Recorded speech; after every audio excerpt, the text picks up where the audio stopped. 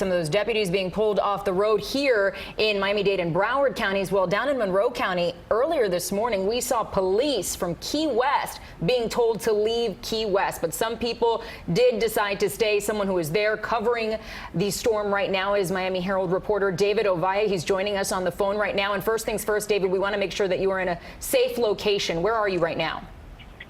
Hi, Lauren. Hi, Eugene. We are actually in a three-story art gallery. It used to be like a stonemason lodge, and it's built out of solid concrete, and it's really strong. So we believe we're going to be a-okay. It's not going to be an easy night, but we'll be okay. Is this just you and your crew is there, or are other people taking shelter there? Because there were those 4 shelters of last resort that were announced, unstaffed shelters. Who's there with you? No, it's my photographer, Charlie Trainer, and a radio reporter, and a bunch of other artists and locals who, have a connection with the building. So in all, there's about, I want to say maybe 12 of us in a big building, and also, I think, like 7 dogs. So it's going to be a fun night. And David, right now we're taking a look at some video. It seems like you posted to Twitter. I have been following you throughout the day. The storm surge just coming over the seawall there in Key West. We're seeing that people were standing out there even as the water was rushing up towards them. I'm hoping these people have taken shelter at this point. What did you hear from these people about why they decided to stay in Key West despite all the warnings from local officials there? The sense I got was that a lot of people just didn't want to leave and didn't have the means to leave, and it just wasn't an option for them. A lot of the people that were going into the shelters of last resort were people of low income, people who felt they didn't have the money to travel, and a lot of people, frankly, thought the storm was going to veer toward Miami. You remember a couple of days ago it was heading east, and I think it kind of caught everyone by surprise. And I can tell you, people in Key West, and I interviewed a couple of them who realized that the storm was going to be bad, and so they just cut bait and left. And people who were planning to stay, but there are people that had money, had gas, had a place to stay somewhere, and a lot of people in Stock Island and in other parts of Key West just don't have the means and didn't feel they did to get out anywhere. So it was heartening, I guess, for the authorities that early today they opened up the shelter at Key West High School, and hundreds of people showed up, and it was really a cross-section of people. And immigrant workers, you had police, civilian employees, you had a lot of people who were elderly with dogs, and so I think it's a good thing, but there's still people out there on the streets.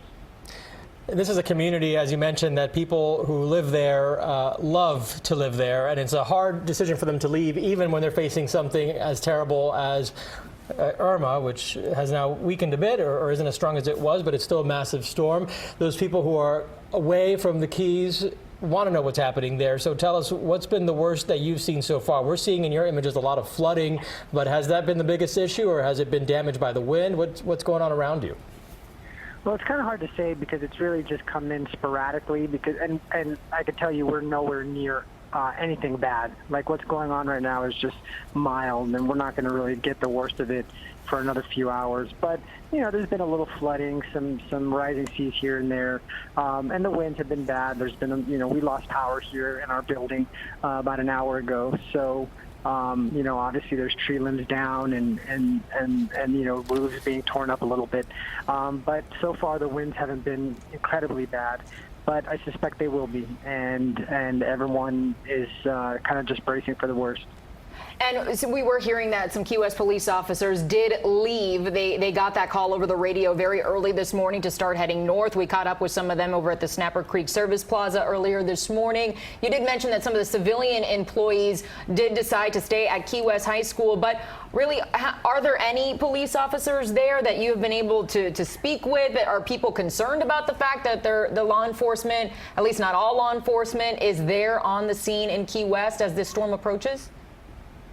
Key Wester, people in Key West, the conks, they're very self-reliant, and a lot of them told me that they're staying because they want to be able to help their neighbors when the storm passes. So I really didn't get a huge sense of any kind of, where are the police type of sentiments. I saw some police officers this morning Obviously, at the shelters, they were kind of keeping order and helping people along. But no, the streets have been devoid of police, and it's been just mostly local residents helping each other out. A few restaurants. There was a bar that was open as late as about 8 p.m. tonight, and they finally had to close it down because the winds were getting too strong. But they were going to ride it out in the bar with all their employees. Glad to hear the police are helping out. It's one of these things where people just kind of banding together, and they're just going to rely on themselves. Such a big sense of duty in the toughest times for our law enforcement community, but they were told get out because part of your duty is to come back after the fact, so we need you around so you can come back. And I feel like that same sense of duty applies to journalists such as yourself. Why did you decide that you had to stay there and stick this out and be witness for the rest of us? That's a good question. I think part of it is just a sense of duty. I'm blessed that I have experience in this. I covered Katrina in New Orleans. I covered Dean in Mexico and all the other storms. I think this will be my 16th main storm that I've covered. So, I'm comfortable with it. I don't take any unnecessary risks. I have the experience. I know what to pack. I know what to do, how to sort of maneuver the stories. And I do feel it's important. And I was actually really surprised that all the different media outlets, print and television, pulled out. And I understand it. It makes complete sense.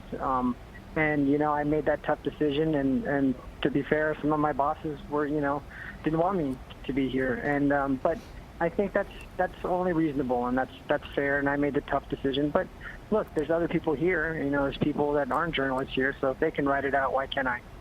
And we certainly appreciate you taking that risk and being there for the sake of the people in Monroe County. They are part of our community, too, part of the people that we serve. So, David, we certainly wish you the best. We look forward to getting more updates from you as the storm develops. We did hear from the National Hurricane Center a short time ago. He said that the thought is that this storm will make landfall around daybreak. So we will certainly be thinking about you at that time. David Ovalle from our news partners at the Miami Herald, thanks so much.